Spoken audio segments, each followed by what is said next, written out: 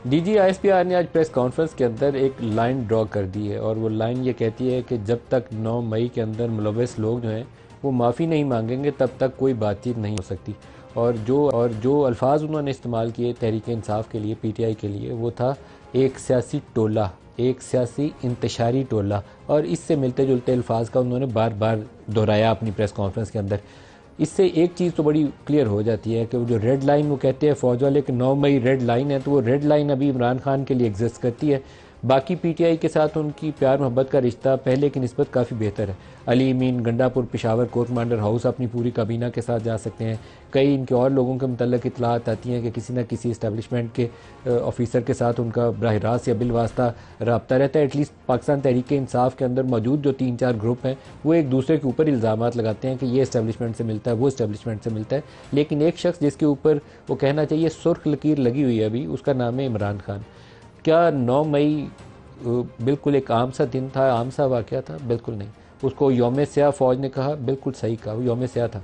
जब पाकिस्तानी कौम एक ऐसी सूरत हाल के अंदर खड़ी कर दी जाए कि फ़ौज और कौम को आपस में लड़वा दिया जाए, तो इसको यौम स्याह ही से ताबीर करना चाहिए।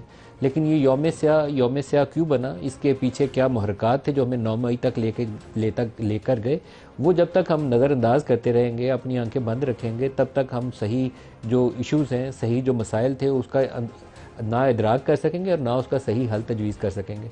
9 मई होने से पहले हमें जाना पड़ता है 2014 के धरने की तरफ। 2014 का धरना इस्टेब्लिशमेंट की अशीरबाद उसकी सपोर्ट के साथ PTI ने किया, और PTI और पैट का इत्तेहाद जो था वो भी इस्टेब्लिशमेंट की अशीरबाद के साथ हुआ था।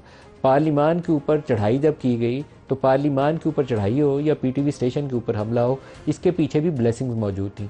जो शुजा नवाज़ साहब ने अपनी किताब के अंदर, जो जनरल आसिफ नवाज़ के भाई हैं, उन्होंने कुछ चीज़ों को डॉक्यूमेंट किया है जो बराह रास्त फिंगर पॉइंटिंग करती हैं कि इस्टेब्लिशमेंट की कौन सी फिगर जो थी वो इस सारे मामले के अंदर मुलव्वस थी। और इसमें कोई शक व शुबा था ही नहीं उस वक्त की। जब हम PMLN की हुकूमत से पूछते थे तो हमें बाद में ये भी पता चला कि एक स्टेज के ऊपर उस वक्त के वज़ीर आज़म नवाज़ शरीफ ने आर्मी चीफ जनरल राहील शरीफ को बुलवाकर कुछ जो रिकॉर्डेड ऑडियोज़ थी उनका हवाला दिया, और वो रिकॉर्डेड ऑडियोज़ जो थी वो उस वक्त निशानदेही करती थी। जो हमें इतला मिली वो जनरल ज़हीरुल इस्लाम जो उस वक्त DGISI थे उनकी तरफ उनका इशारा था कि ये उनका रोल है इस धरने को सपोर्ट करने के मामले के ऊपर। इसके ऊपर एक बयान दिया एक वज़ीर ने, मुशाहिदुल्लाह खान, अल्लाह उनकी मग़फ़िरत करे, अब इस दुनिया में नहीं है, उनकी वज़ारत से छुट्टी करवा दी गई कि क्यों ये बयान दिया। एहतसाब का निज़ाम अगर शुरू करना है आपने, 75-76 सालों में लगे रहेंगे तो फिर तो ट्रक की बत्ती है, नतीजा नहीं निकलेगा। सिर्फ 10 साल सामने रख लें, 2024 में खड़े, 2014 से शुरू कर लें। आज DGISPR ने अपनी प्रेस कॉन्फ्रेंस में भी कहा है। बताइए कि कौन सा फ़र्द था, कौन सा सोच थी जो नया पाकिस्तान बनाने के लिए जिसने मास्टर प्लान तैयार किया था। अक्टूबर 2010 या अक्टूबर 2011 लाहौर में PTI के जलसे से इस सफ़र का आगाज़ हुआ था। 2013 के इंतखाबात में KP की हुकूमत PTI को दिलवाई गई थी, और उसके बाद जो धरना अगस्त 2014 में शुरू हुआ उसका पर्पज़ एक था कि ज़लीलो रुसवा करके नून लीग को इक़्तिदार से बाहर फेंकना है। ये धरने वाले पार्लिमान के अंदर घुस जाएंगे और घसीट के बाहर लाएंगे नवाज शरीफ को, और वो किसी को मुंह दिखाने के काबिल नहीं रहेगा, और यूँ इक़्तिदार से छुट्टी हो जाएगी और नया पाकिस्तान जो है उसका सफ़र शुरू होगा। और नए पाकिस्तान की प्लानिंग क्या थी? प्लानिंग ये थी कि 10 साल इमरान खान कम अज़ कम रहेगा, एक हाइब्रिड सेटअप होगा, सामने ये पॉपुलर फेस है, खिलाड़ी है इंटरनेशनल, सामने ये रहेगा, पीछे से हम पाकिस्तान को चलाएंगे। 2014 के धरने में वो ख्वाहिश पूरी नहीं हुई, किसी ना किसी तरीके से बचत होगी, पार्लिमान ने लाइव सेशन किया और वो कोशिश नाकाम होगी। इमरान 126 दिन यहाँ बैठे रहे, लेकिन बाद में वो इज़्ज़त बचाने के लिए बैठे हुए थे कि उन्हें फेस सेविंग मिल जाए यहाँ से उठने के लिए। APS अटैक हो गया, और APS अटैक में जब जनरल राहील शरीफ ने इनको इकट्ठा बिठाया तो उस वक्त इमरान खान उठ के गए।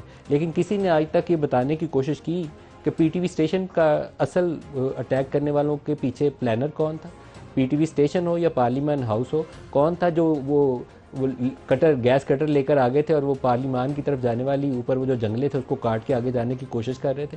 कभी सच्चाई बता दें, सच्चाई बताएंगे तो सफ़र आगे का जाने का आसान हो जाएगा। Imran Khan as a tool use हुआ उस सारे मामले के अंदर, पूरा कसूरवार है 100%। जैसे नवाज शरीफ IGI के बेनिफिशरी के तौर पर 100% कसूरवार है, IGI बनवाने वाली इस्टेब्लिशमेंट थी। इमरान खान 2014 का 100% कसूरवार है, पीछे इसके जो मुहर्रिर थे उसका भी नाम लें, उसका एहतसाब करें। नहीं करेंगे तो 9 मई को रूल आउट मत करिए, ये हमारी तारीख भरी पड़ी है। यहाँ सुप्रीम कोर्ट में भी स्टॉर्मिंग का वाक़या हुआ था, फिर फैज़ाबाद धरना 2017 में करवाया गया था। कभी सच्चाई जानने की, बताने की कोशिश की?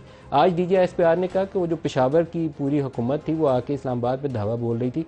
Lockdown Lahore, lockdown Faisalabad, lockdown Islamabad, ये पॉलिसीज़ कहाँ से आई थी? आसमान से नाजिल थोड़ी हुई थी। पीछे बैक कौन करता था? कभी हमें इस कौम को सच बताना पड़ेगा, और गलतियां दोनों तरफ से हुई हैं। ना कहें कि सिर्फ इस्टेब्लिशमेंट ने किया, सारा कुछ वही किया, ये भी झूठ होगा। इस्टेब्लिशमेंट जब सारा कुछ करती है तो उसके आगे ये जो कठपुतलियाँ उसके आगे नाचने को तैयार होती हैं, ये साथ मिलती हैं तो पाकिस्तान की तबाही का रास्ता खुलता है, वैसे नहीं। और पाकिस्तान का इसमें नुकसान किया है, इस्टेब्लिशमेंट ने भी किया है और इन सियासतदानों ने भी किया है, जो इशारों पर नाच के कुछ भी करने को तैयार होते हैं। कानून को इधर से उधर मोड़ दो, उधर से उधर मोड़ दो। ये जो जबरी गुमशुदगियाँ हो जाती हैं, इसके ऊपर नून लीग का बंदा गुम हो तो PTI वाले ढोल पीट रहे होते हैं। अब PTI के बंदे अंदर बंद हैं तो नून लीग वाले खामोशी से खुशी के शादियाने बचा रहे हैं। इससे ज़्यादा बेवकूफ़ सियासतदानों में कोई हो ही नहीं सकता जो अपने मुखालिफ की इस तरीके से गुमशुदगी के ऊपर तालियां पीट रहा होता है। ये नहीं सोचता कि कल को हुकूमत मेरी गिरी, इनकी बारी आई तो मैं भी ऐसे गुम हो जाऊंगा। हुआ है पीछे नून लीग के साथ, पीपल्स पार्टी के साथ, अब PTI के साथ हो रहा है, कल इनके साथ फिर होगा जो आज इक़्तिदार में है। लेकिन सबक नहीं सीखते, सबक नहीं सीखते। जब तक नहीं सीखेंगे, इसी तरीके से चोर रास्ते से सीढ़ी लगा के इक़्तिदार की मंजिल तक पहुँचने की कोशिश करेंगे, पाकिस्तान को आइंदा का सफ़र आसान नहीं मिलेगा। मैं आपको 100% यकीन से कहता हूँ कि पाकिस्तान को अगर जमहूरी सफ़र पर जाना है, लोगों की ज़िंदगियों में आसानी पैदा करनी है, तो इस्टेब्लिशमेंट को वो काम करना पड़ेगा जिसके लिए इस्टेब्लिशमेंट फ़ौज बनाई जाती है, और इन कठपुतलियों से छुटकारा हासिल करना पड़ेगा। इमरान खान भी कठपुतली, शहबाज शरीफ और बाकी भी ये सारी कठपुतली हैं। क्योंकि जब तक ये जमहूरी सोच के मुताबिक पाकिस्तान को चलाने की कोशिश नहीं करते, अपनी गलतियों का इतराफ़ नहीं करते। इमरान बताए सच कि 2014 में इसके पीछे कौन था, 2018 में इलेक्शन को रिग करके इसको किसने जितवाया था, पंजाब में तो नशिस्तें भी पूरी नहीं थी, फिर क्यों कहा था कि पंजाब के बगैर मरकज़ की हुकूमत नहीं लूँगा, और फिर पंजाब में सीटें कैसे पूरी हुई थी, जहांगीर तरीन के जहाज़ में बंदे किसने पूरे किए थे, कराची में जो 14 सीटें MNA की मिली थी वो किसने दिलवाई थी? सच बताए ना। आज शहबाज शरीफ बताया कि कराची की 17 सीटें जो थी वो MQM को कैसे गई हैं। पंजाब में लाहौर के जो इंतखाबी नताइज हैं, वो फॉर्म 45 और 47 का रौला सिर्फ लाहौर के नताइज का ही बता दें, वो कैसे आगे से पीछे हुए। कभी इनमें से कोई एक बंदा सच नहीं बोलेगा, और ये हमारे मसाइल का हल भी नहीं है। तो हमें सारों को कलेक्टिवली अपनी गलतियों का एहसास करते हुए आइंदा का सफ़र बेहतर करने की कोशिश करनी चाहिए कि पाकिस्तान अपने बच्चों के लिए जो छोड़ के जाए वो कम से कम आज के इस पाकिस्तान से बेहतर छोड़ कर जाए। हमें अपने बचपन में बहुत अच्छा पाकिस्तान मिला था, ये हालत नहीं थे कि बच्चों को बाहर भेजते हुए खौफ हो, पढ़ा ख्याल लें वालिदैन बच्चों को, उनको नौकरी ना मिले और वो दर बदर की ठोकरें खा रहे हो। हमें पाकिस्तान के लिए सबको कुछ खौफ खुदा भी करना चाहिए, और पाकिस्तान को सामने रखते हुए, अपने बच्चों का मुस्तकबिल सामने रखते हुए कुछ पाकिस्तान की फ़िक्र भी करनी चाहिए।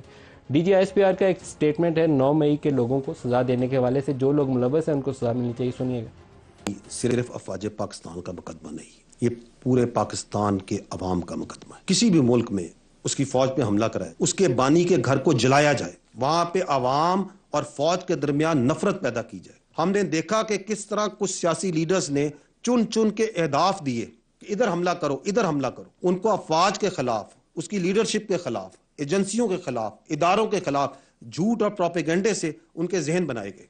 और फिर जो लोग ये करवा रहे हैं, जो कर रहे हैं, उनको कैफरे करदार पे ना पहुंचाया जाए तो वहां के निजाम इंसाफ पे एक सवाल खड़ा हो जाता है। क्या हम किसी खुदा ना खास्ता किसी और 9 मई के साने का इंतजार कर रहे हैं? 9 मई के जो मुल्जिमान हैं, उसको करने वाले और उसको करवाने वाले, आईन और कानून के मुताबिक उन्हें सजा देनी पड़ेगी।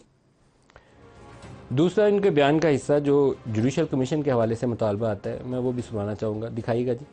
कहा जाता है कि जुडिशल कमीशन बना दिया जाए। ठीक है, हम तैयार हैं, बनाएं जुडिशल कमीशन। लेकिन अगर जुडिशल कमीशन बनाना है तो फिर इस पूरे वाकये की तह तक जाएं।